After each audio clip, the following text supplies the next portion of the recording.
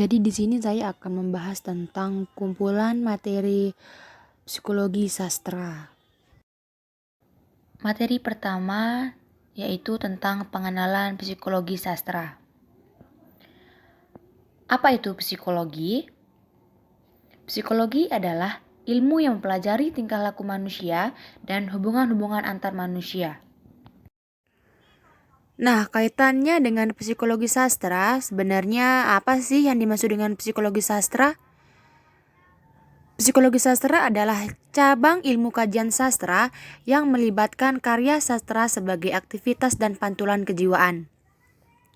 Karya sastra sendiri memiliki arti karya cipta yang berisi permasalahan yang ada di lingkungan sekitar ataupun permasalahan yang dialami oleh pengarangnya. Adapun tujuan dari psikologi sastra adalah untuk memahami aspek-aspek kejiwaan yang terkandung dalam suatu karya sastra melalui pemahaman terhadap tokoh-tokoh.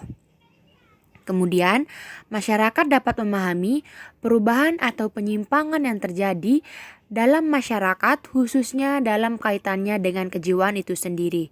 Nah, di sini ada 3 cara yang dapat dilakukan untuk memahami hubungan antara psikologi dengan sastra. Pertama, memahami unsur-unsur kejiwaan pengarang sebagai penulis. Kedua, memahami unsur-unsur kejiwaan tokoh-tokoh fiksional dalam karya sastra. 3. Memahami unsur-unsur kejiwaan pembaca itu sendiri. Baik, di sini saya akan menjelaskan satu persatu terkait teori psikologi sastra itu sendiri. Yang pertama di sini ada teori fungsionalis. Maksudnya adalah psikologi dan sastra memiliki hubungan fungsionalis karena sama-sama mempelajari keadaan kejiwaan orang lain. Bedanya, dalam psikologi, gejala tersebut real, sedangkan dalam sastra bersifat imajinatif. Kemudian teori behaviorisme ini lebih kepada perubahan tingkah laku sebagai akibat dari adanya interaksi antara stimulus dan respon. Dengan kata lain, belajar merupakan bentuk perubahan yang dialami siswa dalam hal kemampuannya untuk bertingkah laku dengan cara yang baru sebagai hasil interaksi stimulus dan respon. Kemudian bisa juga diartikan sebagai manusia akan berkembang berdasarkan stimulus yang diterimanya dari lingkungan sekitar. Maksudnya di sini lingkungan yang buruk akan menghasilkan manusia yang buruk. Dan sebaliknya, lingkungan yang baik maka akan menghasilkan manusia yang baik. Nah, inilah yang disebut dengan teori behaviorisme. Kemudian yang ketiga di sini ada teori Gestalt, yang dimana teori ini menjelaskan bahwa pembelajaran tidak hanya tentang rangsangan dan respon, namun pemahaman tentang suatu masalah yang dapat menarik suatu kesimpulan baru yang lebih berwawasan. Selanjutnya di sini ada teori psikoanalisis. Teori ini menganggap bahwa karya sastra selalu membahas peristiwa kehidupan manusia yang beragam, dipengaruhi oleh kondisi psikologis seseorang yang akan memengaruhi kehidupannya. Secara langsung juga di sini karya sastra adalah produk dari jiwa pemikiran pengarang yang berada dalam kondisi setengah sadar. Kemudian di sini para pakar psikologis juga yang terkenal dalam pendekatan teori ini adalah ada Jung, Adler, Freud, dan Brill yang dapat memberikan banyak sekali kontribusi terhadap teori ini. Selanjutnya di sini ada teori humanistik. Teori humanistik ini beranggapan bahwa manusia berhak mengenali dirinya sendiri sebagai langkah untuk belajar, sehingga nantinya diharapkan mampu mencapai aktualisasi diri. Tidak heran jika penganut teori humanistik ini beranggapan bahwa proses belajar dinilai lebih penting daripada hasil belajar itu sendiri. Yang terakhir di sini ada teori kognitif, di mana teori ini menggambarkan bahwa belajar adalah aktivitas internal yang terdiri dari beberapa proses, seperti ada pemahaman, mengingat, mengolah informasi, kemudian juga ada namanya problem solving, analisis, prediksi, dan perasaan. Nah, kemudian di sini kita akan membahas tentang pendekatan dalam karya sastra. Di sini ada 4 pendekatan. Yang pertama ada pendekatan ekspresif, merupakan pendekatan dalam kajian sastra yang menitik beratkan kajian pada ekspresi perasaan atau temperamen penulis. Dalam hal ini tentang penilaian terhadap karya seni, kemudian juga ekspresi kehidupan pengarang. Yang kedua adalah pendekatan mimetik, merupakan sebuah pendekatan sastra yang mengkaji hubungan antara suatu karya sastra dengan realitas kehidupan yang terjadi di masyarakat. Pendekatan ini menghubungkan hal yang ditulis di dalam sebuah karya sastra dengan hal yang terjadi di dalam kehidupan sehari-hari. Oke, di sini yang ketiga ada pendekatan objektif, yaitu pendekatan yang mengutamakan penyelidikan karya sastra berdasarkan kenyataan teks sastra itu sendiri. Misalnya di sini kita mengambil teks puisi, otomatis pendekatan objektifnya berorientasi atau memfokuskan perhatian kepada puisi saja. Yang terakhir di sini ada pendekatan pragmatik, yaitu pendekatan yang melibatkan karya sastra sebagai media untuk menyampaikan tujuan tertentu kepada pembaca.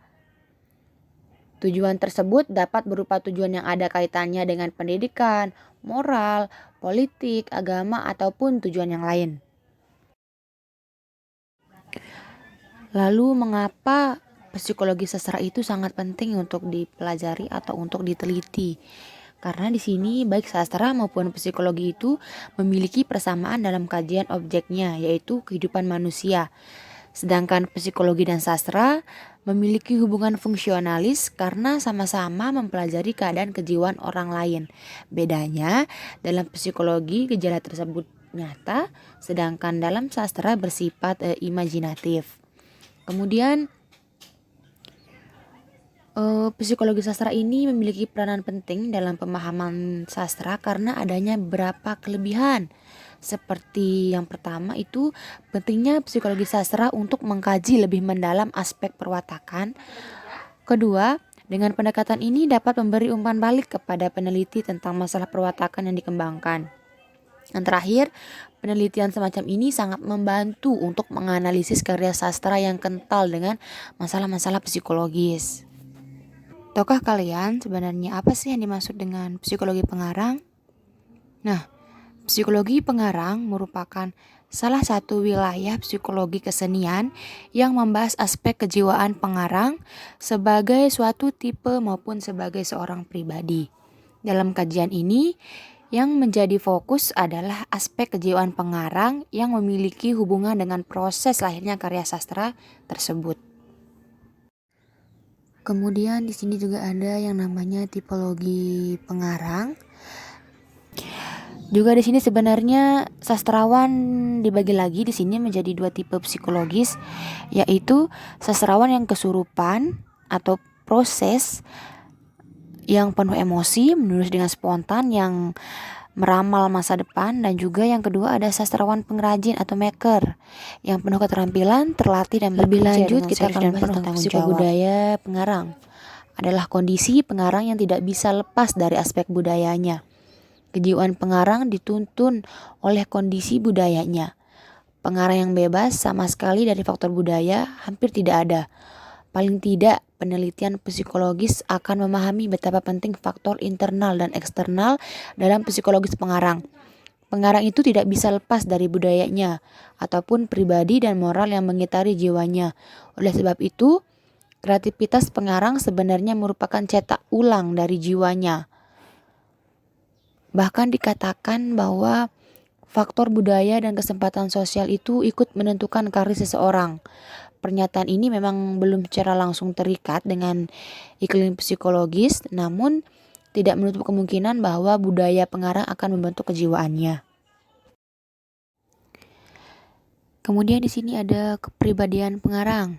Adapun ciri-ciri pribadi kreatif yang dimiliki pengarang, yaitu yang pertama ada imajinatif, yang kedua berprakarsa, yang ketiga mempunyai minat yang luas, keempat mandiri dalam berpikir, 5. Rasa ingin tahu yang kuat, 6. Kepetualangan, 7. Memiliki semangat dan energik, 8. Tentu ada percaya diri, 9. Bersedia mengambil resiko. Dan terakhir 10. Berani dalam keyakinan.